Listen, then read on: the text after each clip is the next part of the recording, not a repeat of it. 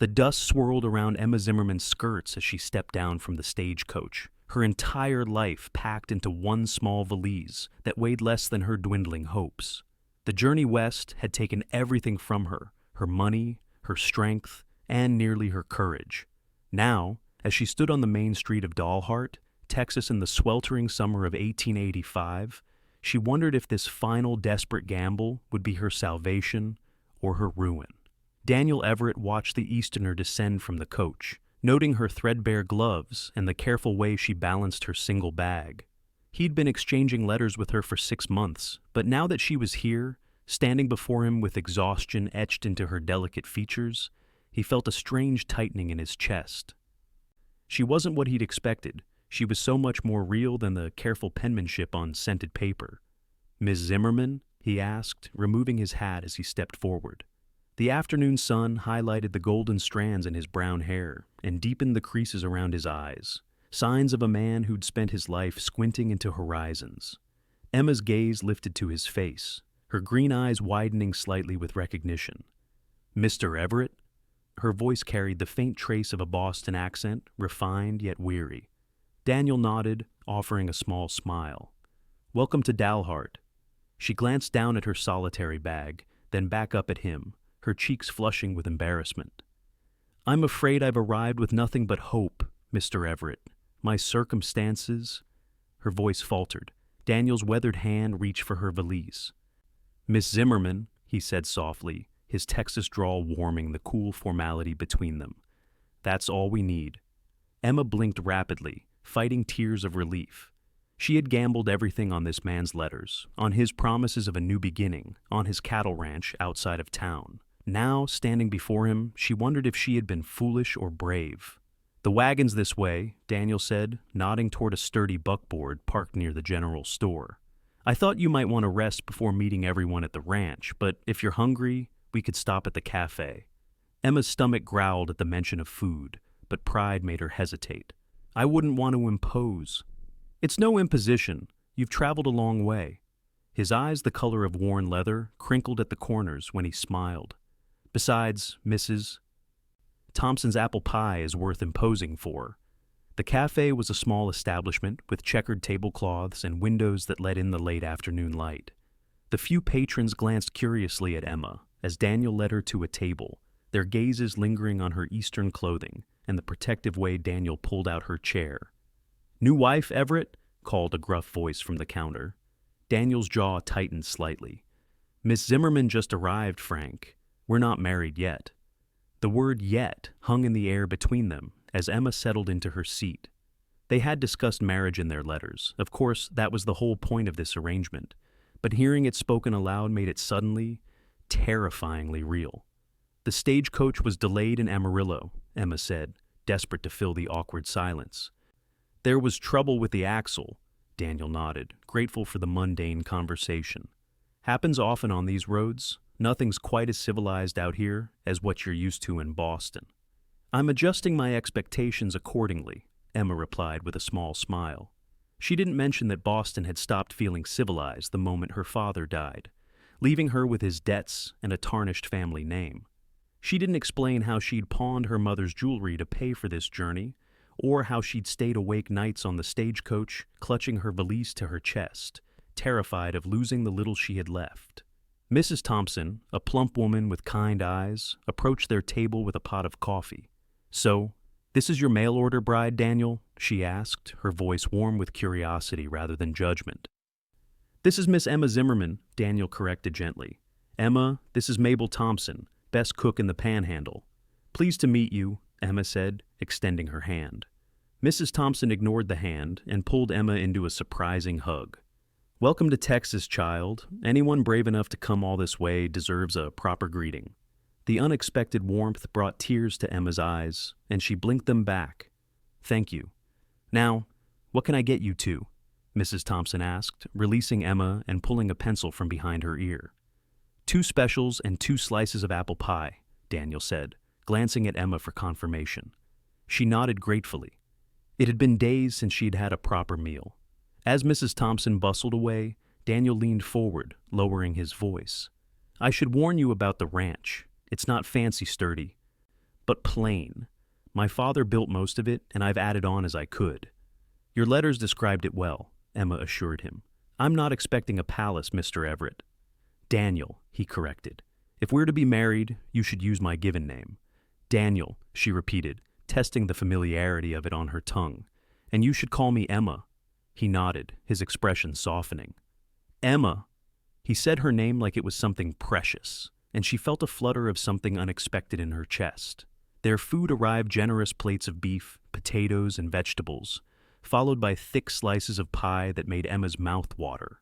She tried to eat slowly, to show restraint, but hunger won out, and she cleaned her plate with embarrassing speed. Daniel pretended not to notice, keeping his eyes on his own food and making casual conversation about the town and its inhabitants. He told her about Sheriff Williams, who'd lost an arm in the war between the states, about Dr. Patterson, who delivered most of the babies in the county, and about the school teacher, Miss Abigail Harper, who'd come from Philadelphia almost a decade ago. "She might be someone you'd like to know," Daniel suggested. "Another Easterner." Emma nodded, warming to the idea of a potential friend in this strange new place. "I'd like that." As they finished their pie, Emma noticed a group of men entering the cafe, their spurs jingling against the wooden floor. Daniel's posture stiffened almost imperceptibly. "Problem?" Emma asked quietly. Daniel shook his head slightly. "Just the Caldwell boys. They run the big spread north of mine. We've had some disagreements." One of the men, tall with dark hair and a carefully trimmed mustache, spotted them and sauntered over. "Everett," he drawled, "heard you were in town." His gaze drifted to Emma, assessing her with a boldness that made her spine stiffen. "This must be the mail-order bride you've been waiting on." "James," Daniel acknowledged with a curt nod. "This is Miss Emma Zimmerman. Emma, this is James Caldwell." Emma nodded politely but didn't offer her hand. There was something in Caldwell's eyes she didn't trust, a calculating coldness beneath his charm. "Welcome to Dalhart, Miss Zimmerman," Caldwell said with an exaggerated bow.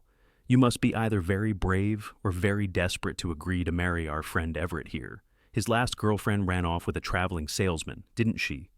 "Daniel?" Daniel's knuckles whitened around his coffee cup. "We should be heading back to the ranch, Emma. It'll be dark soon." Emma stood, recognizing the barely contained anger in Daniel's voice. "It was a pleasure to meet you, Mr. Caldwell," she lied smoothly, years of Boston social training coming to her aid. "But Mr. Everett is right. We should be on our way." Caldwell tipped his hat, amusement dancing in his eyes. "Safe travels. Those roads can be treacherous after dark."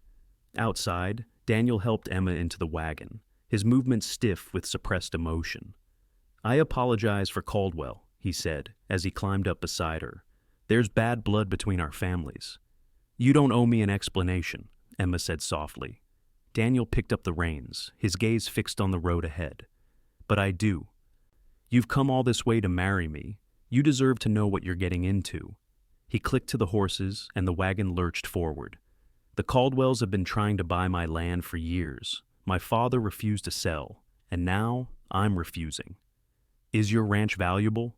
"It has the best water access in the area, natural springs that never run dry, even in drought years." Daniel guided the horses onto a dirt road leading out of town. "My father knew what he was doing when he claimed that land. The Caldwells want it for the water rights." "And you won't sell?" Daniel's jaw set in a determined line. "It's my legacy, the only thing my father left me. I intend to pass it on to my children someday." He glanced at her quickly, then away. "Our children, if you still decide to stay." The implication hung between them that she might change her mind, that she had a choice. Emma appreciated that more than he could know. In Boston, after her father's death, she'd had no choices left. "Tell me about these springs," she said, choosing to focus on learning about her potential future home rather than the uncertainty of their arrangement. Daniel's face relaxed as he described the natural springs that fed a small creek running through his property, how his cattle never lacked for water, even in the driest summers, and how he'd planted a small orchard near one of the springs. "Apples and peaches," he said, pride evident in his voice. "They're just starting to produce. In a few years, we'll have enough to sell in town." "I've never seen an orchard," Emma admitted. "In Boston, Our fruit came from the market. You'll see plenty of new things here, Daniel promised. Some good, some challenging, but none of it dull. As the wagon rattled along the rutted road, the vast Texas landscape stretched out around them. The setting sun painted the scrubby plains in gold and amber, and in the distance, Emma could make out low buildings that must be the ranch. Despite her exhaustion, a small ember of hope flickered in her chest. Perhaps this desperate gamble would pay off after all. The ranch came into view as they crested a small rise, a modest but well-maintained house with a wide porch, flanked by a barn, bunkhouse, and several corrals. Chickens scratched in the yard, and smoke curled from the chimney, suggesting someone was inside. "It's not much," Daniel said, a note of apology in his voice. "It's more than I expected," Emma replied honestly. After months of boarding in increasingly shabby rooms as her funds dwindled, the solid ranch house looked like a palace. As they pulled up to the hitching post, the front door opened, and an elderly woman stepped onto the porch, wiping her hands on her apron. "That's Mrs. Winters," Daniel explained. "She's been keeping house for me since my mother passed. She insisted on staying to welcome you, though normally she'd have gone home to her son's place by now." Mrs. Winters bustled down the steps, her weathered face breaking into a broad smile. "There you are. I was starting to worry." Her sharp eyes took in Emma's appearance with one comprehensive glance. "You poor dear, you look dead on your feet. Come inside before you fall down." Emma found herself shepherded into the house with surprising speed for someone of Mrs. Winters' advanced years. The interior was simple but clean, with sturdy furniture and braided rugs covering the plank floors. A fire crackled in the stone hearth, taking the edge off the evening chill. "I've made up the spare bedroom for you," Mrs. Winters announced, steering Emma toward a hallway. "Daniel can sleep in the bunkhouse until the wedding." Emma's cheeks flushed at the blunt reference to their unmarried state, but she appreciated the older woman's practicality. "Thank you, Mrs. Winters. That's very thoughtful. Call me Ruth, dear. No need for formalities when we'll be seeing each other daily." The older woman opened a door, revealing a small but comfortable bedroom with a brass bed, a chest of drawers, and a washstand with a pitcher and bowl. "It's not fancy, but it's clean. The outhouse is out back. I'm afraid Daniel hasn't gotten around to building an indoor necessary yet." "This is perfect," Emma assured her, setting her valise on the bed. "I can't thank you enough." Ruth patted her shoulder. "You rest a bit. I'll call you when supper's ready." She hesitated, then added, "He's a good man, Daniel is. Works too hard, talks too little, but a good man at heart." Emma nodded, unsure how to respond. She hardly knew Daniel Everett, despite months of correspondence. Their letters had been polite, practical discussions of life in Texas and expectations of marriage. Neither had revealed much of their inner selves. After Ruth left, Emma sank onto the edge of the bed, finally alone with her thoughts. The magnitude of what she had done traveling across the country to marry a stranger crashed over her like a wave. What if he was cruel behind closed doors? What if she couldn't adapt to ranch life? What if she had traded one form of desperation for another? She opened her valise and removed her few belongings. 2 dresses besides the one she wore, undergarments, a hairbrush, a small sewing kit, and a locket containing a portrait of her parents. At the bottom lay her most precious possession, her mother's Bible, its leather cover worn smooth with years of handling. Emma held it to her chest, drawing comfort from its familiar weight. "Guide me," she whispered, though she wasn't sure if she was addressing her deceased parents or God himself. A soft knock at the door roused her from her thoughts. Daniel's voice came through the wood. "Emma, supper's nearly ready if you'd like to wash up." "Thank you. I'll be right out," she called back, hastily returning her belongings to the valise, except for the hairbrush.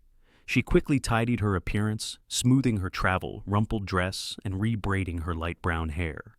The dining room was warm and fragrant with the smell of beef stew and fresh bread. Daniel stood awkwardly by the table, and Emma noticed he'd changed his shirt and combed his hair. The small effort to make himself presentable touched her. "Please sit," he said, pulling out a chair for her. Ruth brought steaming bowls to the table, along with a loaf of bread still warm from the oven. "Eat up while it's hot," she instructed, taking a seat across from Emma. The stew was delicious, rich, with tender beef and vegetables from the kitchen garden Ruth had proudly mentioned. Emma ate gratefully. The good food and warm room beginning to ease the bone-deep weariness of her journey. Conversation flowed more easily than Emma had feared, with Ruth asking polite questions about Boston and sharing stories about the ranch and the town. Daniel spoke less, but listened intently, his gaze often returning to Emma's face when he thought she wouldn't notice. "Will you be having the wedding in town?" Ruth asked as she served apple cobbler for dessert. Emma glanced at Daniel, realizing they hadn't discussed this detail. We haven't decided yet." Daniel cleared his throat. "I thought perhaps next Sunday, after church services. If that suits you, Emma. Only 10 days away." Emma's heart raced at the thought. "That would be fine," she said, forcing steadiness into her voice. "Nothing elaborate is necessary." "I'll speak to Reverend Thomas tomorrow," Daniel said with a nod. Ruth looked between them with a knowing smile. "Well, we have plenty to do before then. Emma will need to meet the neighbors, and we should plan a small reception at least. Can't have a wedding without cake." After dinner, Ruth insisted on handling the dishes alone, shooing Daniel and Emma onto the porch to get better acquainted. The night air was cool, and stars blazed overhead in a way Emma had never seen in Boston, where gas lamps and coal smoke obscured the heavens.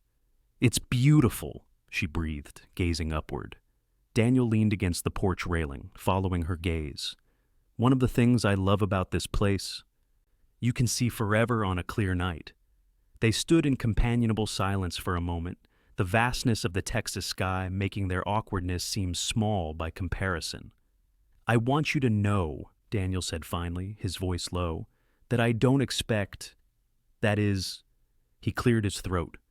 "This is your home now, for as long as you want it to be. If you decide this life isn't for you, or if I'm not," he trailed off. Emma turned to face him, struck by the vulnerability in his expression. "Are you offering me a way out of our agreement?" "I'm offering you time," he clarified. "To be sure, marriage should be a choice, freely made." "Even a mail-order marriage?" she asked softly. Daniel met her gaze directly. "Especially then." The honesty in his eyes eased something tight within her chest. "Thank you," she said simply. Then, gathering her courage, she added, "I should tell you why I came here." Daniel shook his head. "You don't need to explain." "I want to. No secrets between us, if we're to build a life together." Emma wrapped her arms around herself against the evening chill. "My father was a merchant in Boston. He made some poor investments and borrowed heavily to cover his losses. When he died suddenly last winter, I discovered he'd left nothing but debts. Our house, his business, even my mother's jewelry all had to be sold." Daniel listened silently, his face compassionate. "I tried to support myself as a seamstress, but—" Emma looked down at her hands, remembering the long hours hunched over fine fabrics, the aching fingers, the pittance she earned. It wasn't enough. "And there were men, former business associates of my father's, who offered to help me, but their offers came with conditions I couldn't accept." Daniel's jaw tightened, understanding the implication. "You don't need to say more." "I saw your advertisement in the newspaper," Emma continued. "You sounded decent. Your letters confirmed it. So I sold the last of my possessions and came west." She looked up at him, determined to be honest. "I'm not in love with you, Daniel. I don't know you well enough for that. But I respect what I've seen so far, and I'm willing to build something real if you are." Daniel's expression softened. "That's more than enough to start with, Emma. I'm not looking for a fairy tale, just a partner, someone to share this life with." He gestured toward the darkened ranch around them. "It's hard work, but it's good work. We could make something here, together."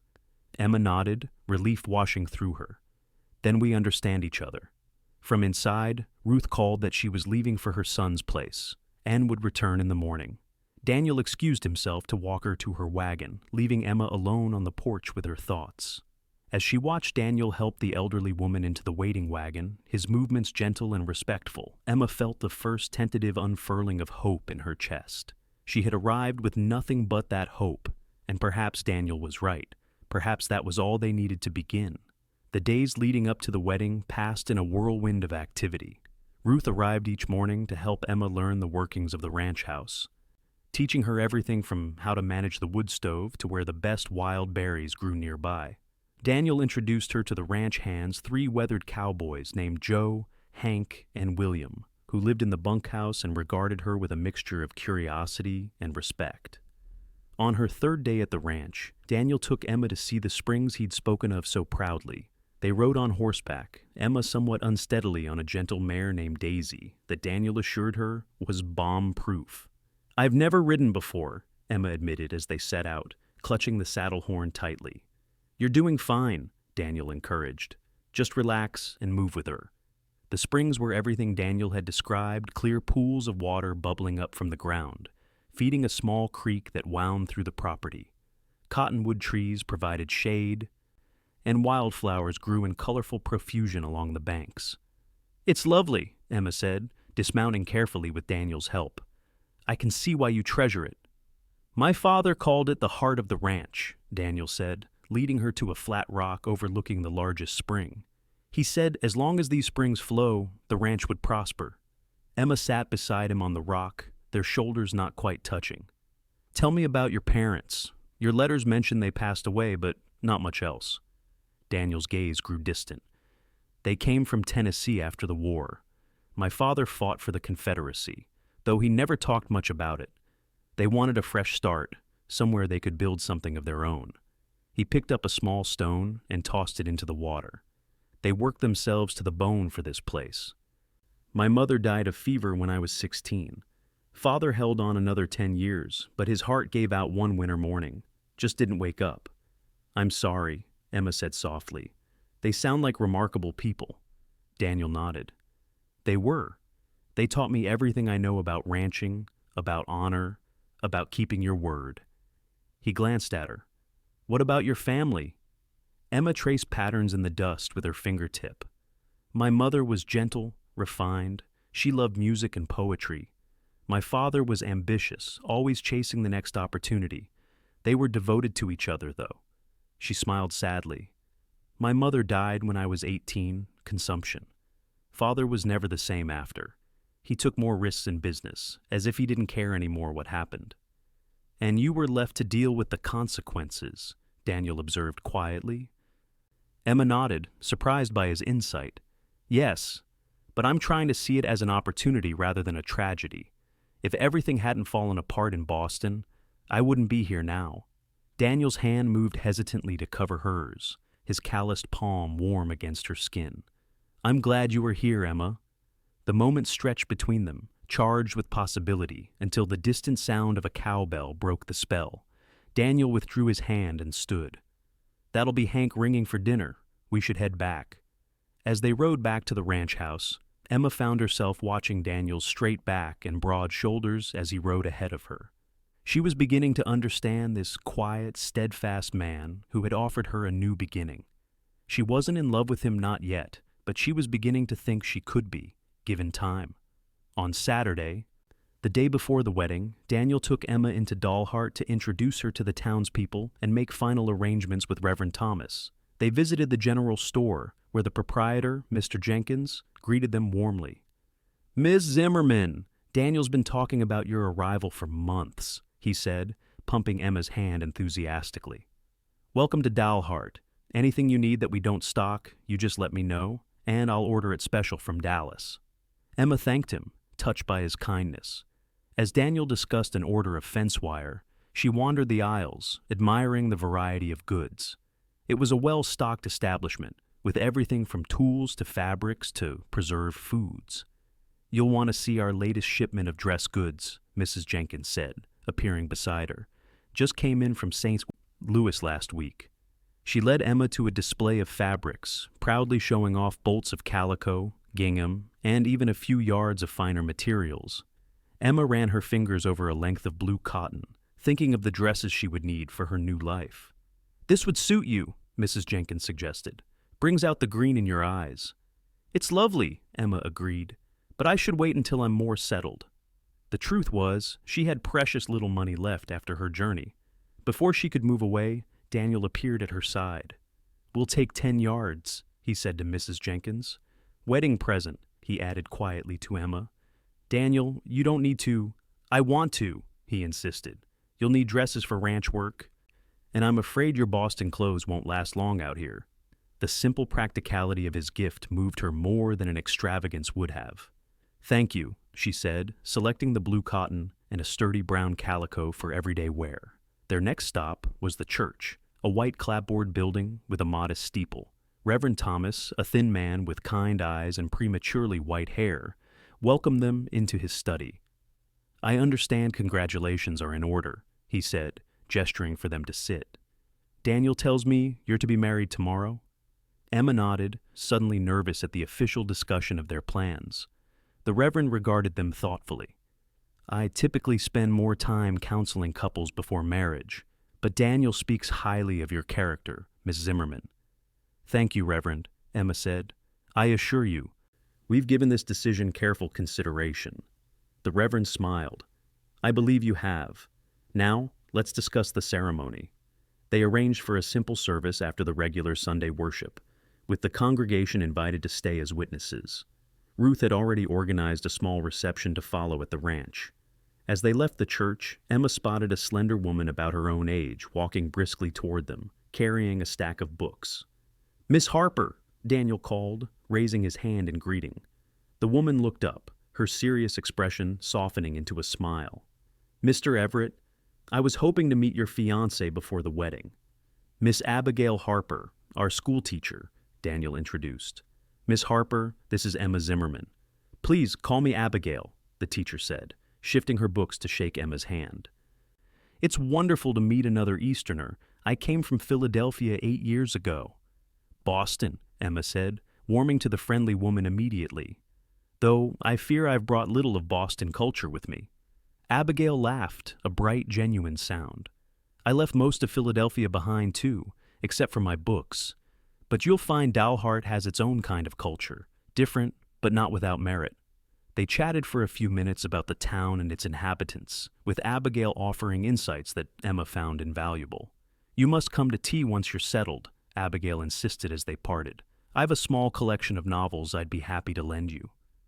"I'd like that very much," Emma replied sincerely. As they continued down the street, Emma noticed how people nodded respectfully to Daniel, often stopping to exchange a few words. He was clearly well regarded in the community, which eased another of her concerns. Their final errand was to the dressmaker, where Ruth had arranged for alterations to a ready-made wedding dress. The seamstress, Mrs. Carruthers, ushered Emma behind a screen for a final fitting, while Daniel waited awkwardly in the front of the shop. The dress was simple, but elegant cream-colored cotton, with lace trim at the collar and cuffs. When Emma emerged from Mrs. Carruthers to check the hem, she caught Daniel staring at her, his expression stunned. "You look," he began, then cleared his throat. "That is, the dress suits you." Mrs. Carruthers chuckled. "Don't worry, Mr. Everett. It's bad luck to see the bride in her dress before the wedding. We'll just pretend this didn't happen." Emma changed back into her traveling dress, and the seamstress wrapped the wedding gown carefully in brown paper. "I'll deliver it to Ruth first thing tomorrow morning," she promised. As they headed back to the wagon, Emma spotted James Caldwell and 2 other men emerging from the saloon across the street. Caldwell saw them immediately and sauntered over, his companions following. "Well, if it isn't the happy couple," he drawled. "Last-minute wedding preparations, Everett." Daniel's jaw tightened, but his voice remained civil. "Caldwell, yes, we're getting married tomorrow." "Congratulations." Caldwell's gaze raked over Emma. "I hope you know what you're getting into, Miss Zimmerman. Everett's ranch is struggling. You might find yourself a widow sooner than expected if those rustlers keep hitting his herds." Emma felt Daniel stiffen beside her. "Rustlers?" she asked, looking between the men. "Just a bit of trouble last month," Daniel said dismissively. "Nothing to concern yourself with." Caldwell raised an eyebrow. "Is that what you told her? A bit of trouble? Losing 20 head of cattle is more than a bit of trouble for a small operation like yours, Everett."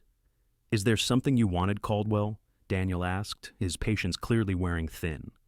"Just extending my offer one last time," Caldwell said, his smile not reaching his eyes.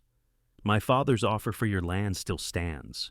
You could start fresh somewhere else, without all these problems." "My answer hasn't changed," Daniel replied firmly. "The Everett Ranch isn't for sale. Not now, not ever."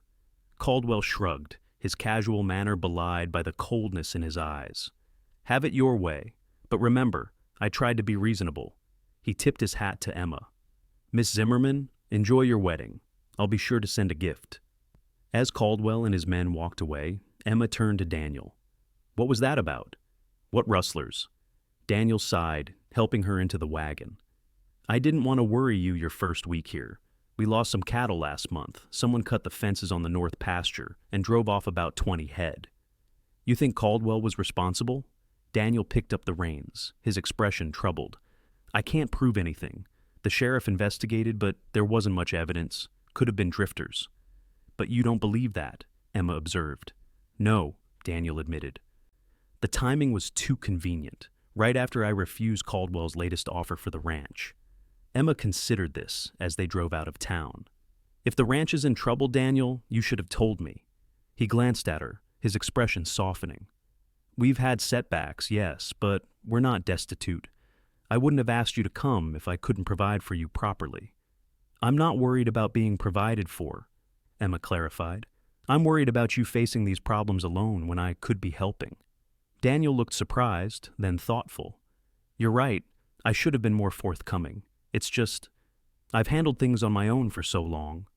Well, after tomorrow, you won't have to, Emma said firmly. Whatever challenges we face, we'll face them together. Daniel's smile was slow but genuine. Together, he agreed.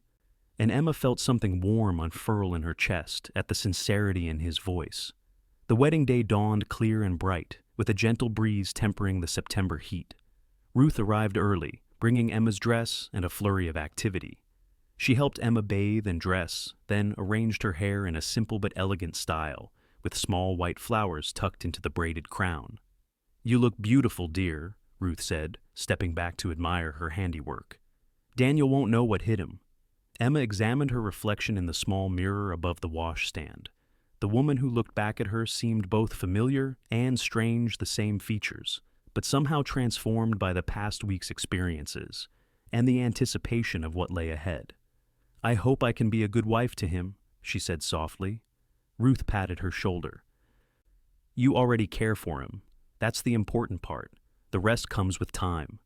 They rode to town in the freshly cleaned wagon, Ruth chattering about the food preparations for the reception, while Emma sat quietly, trying to calm her racing heart. The church was already filled with townspeople when they arrived, and Emma waited in the small anteroom while Ruth went to take her seat. A knock at the door revealed Abigail Harper, elegant in a green dress that brought out the auburn highlights in her brown hair. I thought you might like a friend with you, she said, since your family couldn't be here. Emma blinked back sudden tears at the thoughtful gesture. Thank you, I would.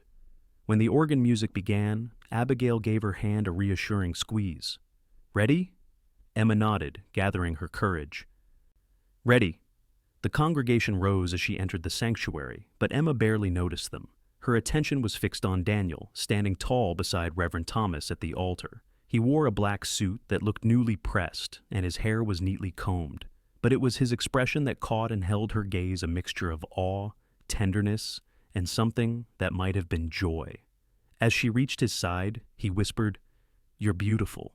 The ceremony was brief but meaningful, with Reverend Thomas speaking eloquently about partnership and commitment. When the time came to exchange vows, Emma's voice was steady, her certainty growing with each promise made. Daniel's hands were warm around hers as he slipped a simple gold band onto her finger, another surprise he'd arranged without telling her. I now pronounce you husband and wife, Reverend Thomas declared. Mr. Everett, you may kiss your bride. Daniel leaned down, his kiss gentle and brief, but Emma felt it like a seal on their promises, a beginning rather than an ending. The reception at the ranch was a lively affair, with neighbors and townspeople filling the yard. Tables set under the cottonwood trees groaned with food, contributed by the community fried chicken, roasts, casseroles, pies, and a 3-tier cake baked by Mrs. Thompson.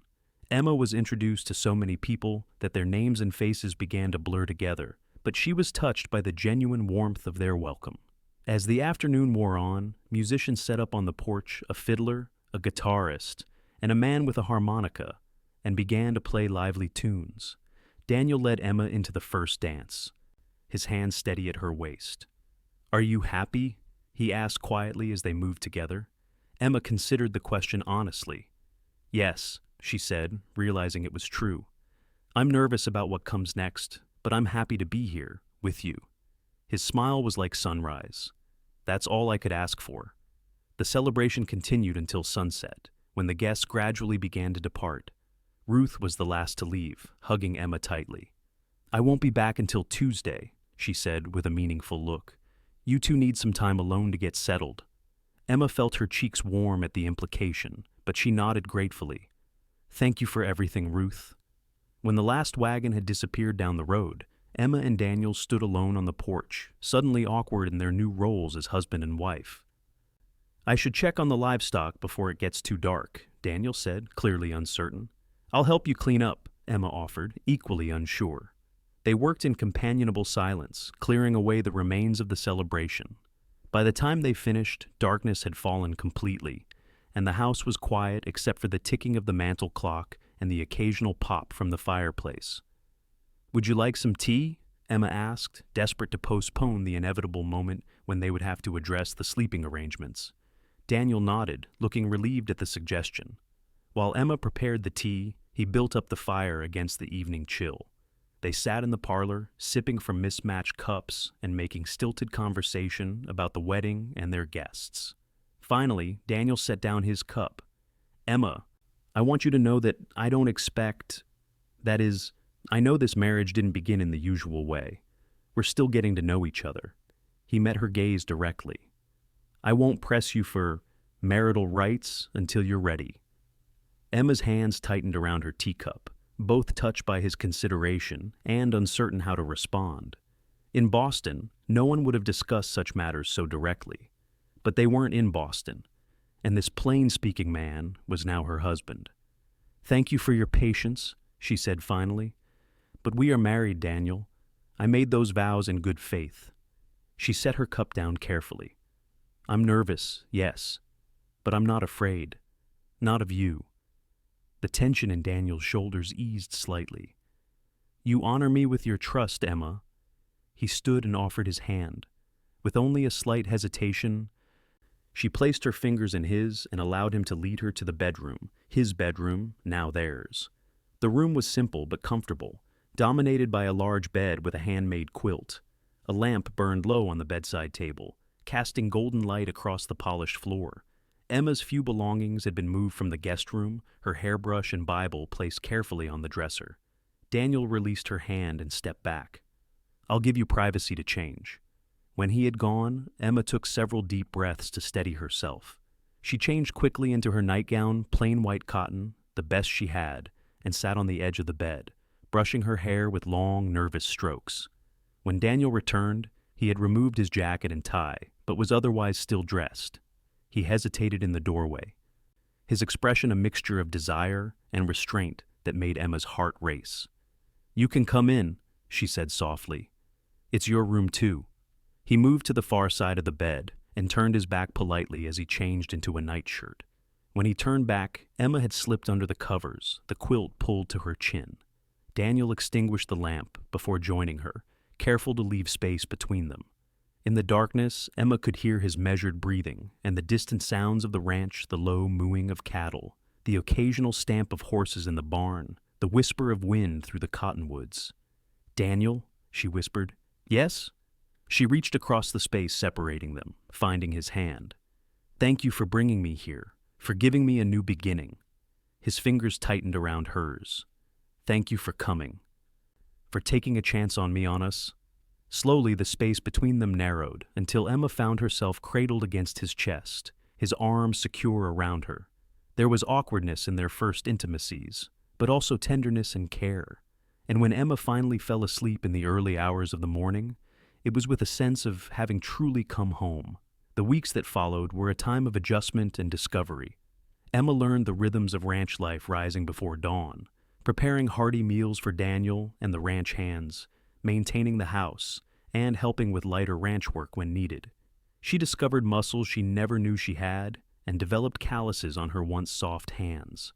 Daniel was patient with her inexperience, teaching her to ride properly, to milk the cow, to tend the kitchen garden that provided much of their food. In the evenings, they sat on the porch or by the fire, talking about their days and gradually sharing more of their pasts, their hopes, their dreams. Emma began to understand the deep satisfaction Daniel took in the land, not just ownership, but stewardship. She came to share his pride in the flourishing orchard, the healthy cattle, the clear springs that sustained it all. Their physical relationship deepened as their comfort with each other grew. Emma discovered that her husband's quiet reserve masked a depth of passion that matched her own emerging desires. Their nights became a cherished time of connection and intimacy that bound them more closely with each passing day. One crisp October morning, Emma rode with Daniel to check the northern fence line that had been cut during the rustling incident. The grass was turning golden with autumn, and the air held the first hint of winter's approach. "I've been thinking," Daniel said as they rode side by side, "about expanding the orchard next spring. There's good land near the east spring that would support more trees." "Apple or peach?" Emma asked, enjoying the way he included her in his plans now.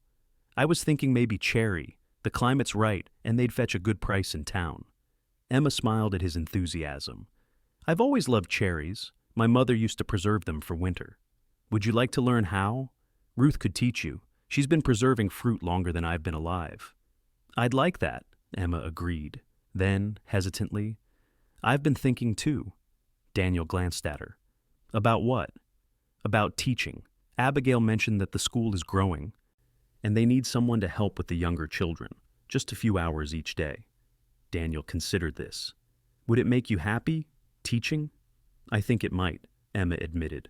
"I've always loved children, and it would be a way to contribute to the community, but only if it wouldn't interfere with my duties at the ranch." "You've more than kept up with those," Daniel said with a smile. "If you want to teach, I think you should. We can work out the arrangements." Emma felt a rush of gratitude for his understanding. In Boston, a husband might have forbidden such an idea, seeing it as beneath his wife's station or a neglect of her proper duties. But Daniel seemed to genuinely want her happiness. They had reached the repaired section of fence, and Daniel dismounted to check the wire. Emma remained on her mare, scanning the rolling grassland beyond the fence line. Something caught her eye, a flash of movement in a stand of trees about a quarter-mile away. "Daniel," she said quietly, "there's someone watching us." Daniel straightened, following her gaze. "Where?" "In those trees. I saw something move." Daniel squinted against the morning sun. "Could be deer." "It looked like a person," Emma insisted. Daniel remounted his horse. "Let's check it out." As they approached the trees, Emma began to doubt what she'd seen. The stand was empty, with no sign of recent disturbance. "I'm sorry," she began. "I must have been mistaken." Daniel shook his head, dismounting to examine the ground. "No, someone was here." He pointed to clear hoofprints in the soft earth. "At least 2 horses, maybe 3. They left in a hurry when they saw us coming." Emma felt a chill that had nothing to do with the autumn air. "Rustlers again? Or Caldwell's men, keeping an eye on us?" Daniel's expression was grim as he remounted. "Let's head back. I want to talk to the hands about increasing our night patrols." That evening, as they prepared for bed, Emma could sense Daniel's preoccupation. "You're worried," she observed. He sighed, sitting on the edge of the bed. "I don't like that they were watching us. It feels like they're planning something." Emma sat beside him, taking his hand. "We'll be vigilant, all of us. The hands are loyal to you. They'll help protect the ranch." Daniel lifted her hand to his lips. "I don't want you to be afraid." "I'm not," she assured him, though it wasn't entirely true. "We'll face this together. Remember?" His expression softened. Together. The increased vigilance paid off the following week when Joe, one of the ranch hands, caught 2 men attempting to cut the fence again. The would-be rustlers fled, but not before Joe recognized one of them as a worker from the Caldwell Ranch. Sheriff Williams rode out to take statements, his weathered face serious as he listened to Joe's account. "This is getting out of hand," he said to Daniel when they were alone. "First rustling, now trespassing. Caldwell's pushing hard." "Can you do anything?" Daniel asked. The sheriff sighed, adjusting the empty sleeve where his left arm should have been. "Recognition isn't proof, Daniel, not in a court of law. I'll talk to Caldwell, warn him to keep his men in line, but without catching them in the act." "I understand," Daniel said, though frustration was evident in his voice. After the sheriff left, Daniel paced the kitchen, his expression thunderous. "He's right. We need proof." Emma, who had been silent during the exchange, spoke up. "What if we set a trap?" Daniel paused in his pacing. "What kind of trap?" "Let them think they've succeeded," Emma suggested. "Make it known in town that we're moving a large portion of the herd to the north pasture, the one that's hardest to observe from the main road. But actually keep most of the cattle elsewhere, with just a few as bait." Daniel considered this. "And have men waiting in ambush." Emma nodded.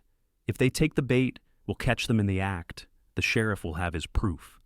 A slow smile spread across Daniel's face. "Mrs. Everett, you have a devious mind." "I prefer to think of it as practical," Emma replied with a small smile of her own. The plan was set in motion the next day. Daniel rode into town to purchase supplies, making sure to mention loudly in the general store that they'd be moving cattle to the north pasture on Thursday. Meanwhile, Emma visited Abigail for tea, strategically dropping the same information when she noticed one of Caldwell's ranch hands lingering nearby. On Thursday, they made a show of driving a small herd to the north pasture, while secretly moving the majority of the cattle to a hidden valley on the eastern edge of the property. Daniel, Joe, Hank, and William concealed themselves in strategic positions around the north pasture, prepared for a long night of waiting. Emma insisted on participating, despite Daniel's concerns. "I can handle a rifle," she told him, surprising him with her determination. "Abigail's been teaching me." Daniel raised an eyebrow. "The school teacher?" "She came west alone," Emma explained. "Said every woman should know how to protect herself. She's quite good." In the end, Daniel agreed that Emma could join him in his hiding place, a small stand of trees overlooking the pasture, provided she stayed behind him and followed his instructions without question. The night was cold and clear, with a three-quarter moon providing enough light to see by. Emma huddled close to Daniel for warmth, both of them wrapped in blankets against the autumn chill. Hours passed with no sign of intruders, and Emma began to wonder if their plan had failed. "Maybe they suspected a trap," she whispered. Daniel shook his head slightly. "They'll come. Caldwell wants my land too badly to pass up this opportunity." Shortly after midnight, they heard the soft sound of horses approaching at a walk, their riders keeping them off the main trail to avoid detection. Daniel tensed beside her, raising his rifle slightly. "Stay down," he breathed. 5 riders emerged from the shadows, approaching the fence line cautiously. Even in the moonlight, Emma could make out the features of James Caldwell leading the group. They stopped at the fence, speaking in low voices. Then one man dismounted with wire cutters. Daniel gave a low whistle, the signal they had arranged. Immediately, lanterns blazed to life around the pasture as Joe, Hank, and William revealed their positions. "That's far enough, Caldwell," Daniel called, rising from their hiding place with his rifle aimed. "Sheriff Williams will be very interested in this night's work." Caldwell's head whipped toward Daniel's voice, his expression briefly stunned, before hardening into fury. "Everett, this is a setup." "It's justice," Daniel countered. "Drop your weapons, all of you." For a tense moment, Emma thought the men would resist. Caldwell's hand hovered near his holstered pistol, his face contorted with rage. But, with 3 rifles trained on them from different directions, the odds weren't in their favor. "Do as he says, boys," Caldwell finally ordered, his voice tight with suppressed fury. As the men disarmed, Hank rode to town to fetch the sheriff. The wait seemed interminable, with Caldwell and his men sitting sullenly under guard, occasionally muttering threats that Daniel ignored with impressive composure. Sheriff Williams arrived with 2 deputies just before dawn, his expression grim as he surveyed the scene. "Caught red-handed, I see," he remarked to Caldwell. "Trespassing, attempted theft of livestock, property damage. That's serious business, James." "This is harassment," Caldwell protested. "We were just checking fences." With wire cutters, on Everett property, at midnight, the sheriff shook his head. "Save it for the judge, Caldwell. You're under arrest." As the sheriff and his deputies led the prisoners away, Daniel turned to Emma, his expression a mixture of relief and admiration. "Your plan worked perfectly." Emma smiled, exhausted but elated. "We did it together." Daniel pulled her into a fierce embrace. "I don't know what I would have done without you." The subsequent trial caused a sensation in Dalhart. James Caldwell's father, the formidable Harold Caldwell, hired a lawyer from Amarillo to defend his son. But the evidence was overwhelming. James was sentenced to 2 years in the state penitentiary, while his accomplices received shorter sentences. The elder Caldwell, shamed by his son's conviction, finally abandoned his attempts to acquire the Everett ranch. In a surprising turn of events, he approached Daniel after the trial with an offer to purchase grazing rights on part of the Everett land, a legitimate business arrangement that would benefit both ranches. "It won't bring back the cattle we lost," Daniel said to Emma as they discussed the offer, "but it would provide steady income and possibly end this feud once and for all. I think you should consider it," Emma advised. "Not for the money, but for the peace it might bring." Daniel agreed, and the arrangement was formalized the following week. With the threat from the Caldwells neutralized, life on the ranch settled into a more comfortable rhythm. Emma began teaching at the school 3 mornings a week, finding unexpected fulfillment in helping the children of Dalhart learn to read and calculate. Winter arrived with biting winds and occasional snowfall, but the ranch house was warm and snug. Emma learned to make soap and candles under Ruth's tutelage, began a quilt for their bed, and read aloud to Daniel in the evenings from books borrowed from Abigail's collection. Their first Christmas as a married couple was simple but joyous. Emma knitted Daniel a warm scarf, while he surprised her with a rocking chair for the porch and a small music box that played a Strauss waltz, reminding her of the concerts she'd attended in Boston. "It's perfect," she whispered, winding the key and listening to the delicate melody. "How did you know I missed music?" Daniel smiled. "You hum when you work, always the same few tunes. I thought you might like something new to listen to." The thoughtfulness of the gift moved her deeply, and she showed her appreciation in ways that left them both breathless and smiling in the privacy of their bedroom. As winter gave way to spring, Emma began to suspect a new blessing was on its way. Her monthly courses were late, and she found herself unusually tired in the afternoons, sometimes queasy in the mornings. She kept her suspicions to herself for several weeks, wanting to be certain before sharing the news with Daniel. When she could no longer doubt, she planned a special dinner, preparing all of Daniel's favorite dishes. As they ate, Daniel noticed her barely contained excitement. "You're practically glowing tonight," he observed. "What's the occasion?" Emma set down her fork, her heart racing with joy and nervousness. "Daniel, I have something to tell you." She took a deep breath. "We're going to have a baby. In late October, I think." Daniel stared at her, his expression blank with shock for a long moment. Then a smile broke across his face like sunrise, and he was out of his chair and kneeling beside her, taking her hands in his. "A baby?" he repeated, his voice filled with wonder. "Our baby?" Emma nodded, tears of happiness welling in her eyes. "Our baby." Daniel pulled her gently to her feet and into his arms, his embrace careful as if she might break. "Emma," he whispered against her hair, "I love you so much. I should have said it before, but I love you too," she interrupted, leaning back to look into his face. "I have for months now." His kiss was tender, reverent, a promise of all they would share in the years to come. The news of Emma's pregnancy spread quickly through the small community. Ruth was ecstatic, immediately beginning to knit tiny garments and offering advice on everything from mourning sickness to choosing a cradle. Abigail organized the women of Dalhart to prepare a baby quilt, each square representing the good wishes of a different family. Daniel became protectively attentive, insisting that Emma reduce her teaching hours as her pregnancy progressed, and hiring a young woman from town to help with the heavier household chores. Emma tolerated his fussing with good grace, touched by his concern while assuring him that pregnancy was a natural condition, not an illness. The summer passed in a blur of preparations and anticipation. Daniel added a nursery to the house, converting a storage room adjacent to their bedroom into a bright, cheerful space for their child. He built a cradle from cherry wood, harvested from their own orchard, a labor of love that brought tears to Emma's eyes when she saw it. As her body changed with the growing life inside her, Emma found herself marveling at the journey that had brought her to this place. A year ago, she had been destitute in Boston, facing a bleak future with few options. Now she was deeply in love, cherished by her husband, respected in her community, and preparing for the birth of her child. She had arrived with nothing but hope and that hope had blossomed into a happiness beyond anything she could have imagined. On a crisp October evening, with the leaves of the cottonwoods turning gold, Emma's labor began. Daniel sent for the midwife and Dr. Patterson, then paced anxiously while Ruth helped Emma prepare.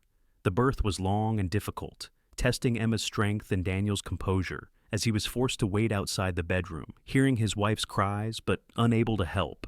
Finally, as dawn broke over the eastern plains, a new cry joined Emma's, the strong, indignant wail of their son. Dr. Patterson allowed Daniel into the room at last, and he rushed to Emma's side, finding her exhausted but radiant, cradling a red-faced, squalling infant in her arms. "A boy," she whispered as Daniel knelt beside the bed. "A healthy boy?"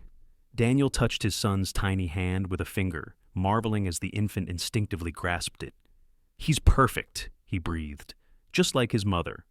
They named him Samuel Thomas Everett. Samuel for Emma's father, Thomas for the reverend who had married them, and who christened the baby a month later in the white clapboard church in Dalhart. Life with an infant was exhausting but joyful. Emma discovered reserves of patience she hadn't known she possessed during sleepless nights and colicky evenings.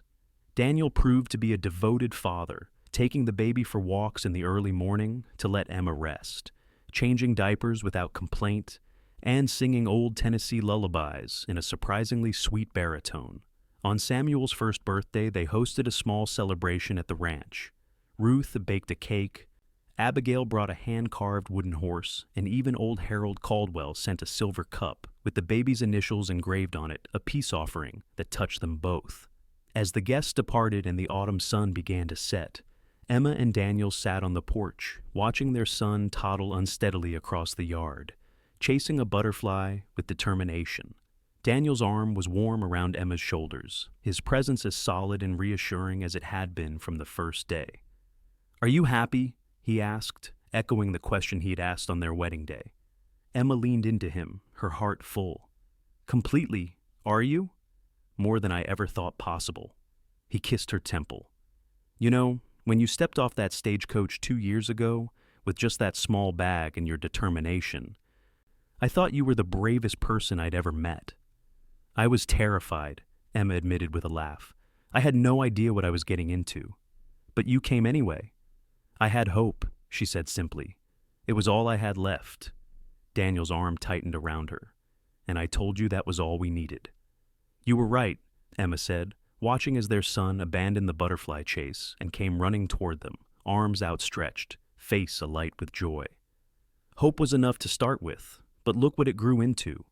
Daniel stood to scoop up their laughing son, lifting him high into the air before bringing him down for a kiss. "A family," he said, reaching for Emma's hand. "Our family." As the three of them sat together in the golden light of evening, Emma reflected on the journey that had brought her west. She had arrived with nothing but hope, desperate and afraid, clinging to the promise of a new beginning.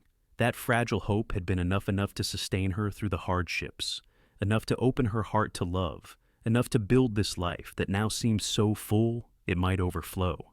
In the years that followed, the Everett family prospered. Daniel expanded the orchard and improved the cattle herd, while Emma continued teaching and eventually wrote articles about frontier life for Eastern newspapers. Samuel grew into a strong, thoughtful boy who loved the land as much as his father did. 2 more children joined the family, a daughter, Ruth, named for the woman who had become like a grandmother to them, and another son, Joseph, who arrived during a spectacular spring thunderstorm. The springs continued to flow, nourishing the land and the lives built upon it, and every year, on the anniversary of Emma's arrival, Daniel would take her hands and remind her of those first words they had shared, that hope was all they needed. And he had been right.